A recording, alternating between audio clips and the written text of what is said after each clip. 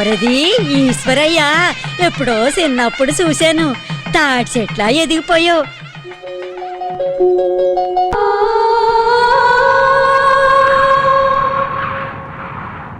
ఈశ్వర్, అక్కడ నీకోసం అందరూ ఎదురు చూస్తున్నారా? నువ్వు ఇక్కడేం చేస్తున్నావు? పెళ్లి చేసుకోరా అంటే కన్నీళ్లు పెట్టుకుంటున్నాడే. స్వామి, నువ్వే ఎలాగైనా ఈ పెళ్లి. ఏంట్రా నువ్వనేది? అదేనమ్మా, దేవుణ్ణి వేడుకుంటున్నాను. ఈ విషయంలోనైనా ధైర్యంగా నిర్ణయం తీసుకోమ్మా. ఈ పెళ్లి జరగకూడదని గట్టిగా అరిచి చెప్పమ్మా, ప్లీజ్. మీ నాన్న దగ్గర నేను నోరు విప్పిందే లేదు. ఇంకా గట్టిగా ఎలా చెప్పగలనరా? ఇదంతా మీ మేనత్త వల్లే వచ్చింది. చదువు పూర్తయిన తర్వాత నీ మనసు మారుతుందేమోనని తొందరగా ముహూర్తాలు పెట్టించారు. చెల్లెల మీదున్న ప్రేమతో మీ నాన్న కూడా మాటిచ్చేశారు. ఆయన మాటిచ్చారని నేను బలవలా? తన చెల్లెల కూతురు కట్టబెట్టాలనుకుంటే పశువులు గానే పంపడదుగా.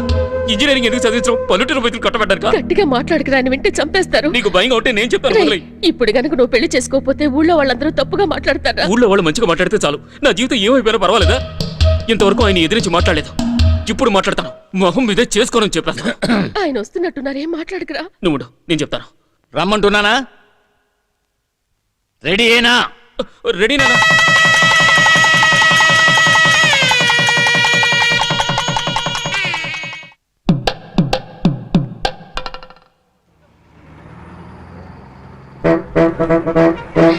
ఎందుకలా ఏడుస్తున్నారు? వాడేమన్నా మిలిటరీలోకి వెళ్తున్నాడా?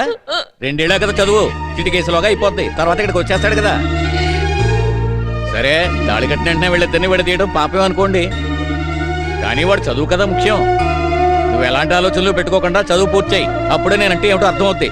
ఫోటో ఫోటో ఫోటో తీ. ఇదిగో నీ పెళ్ళాం ఫోటో. సిగ్గుపడకుండా చూసుకుంటూ ఉండు.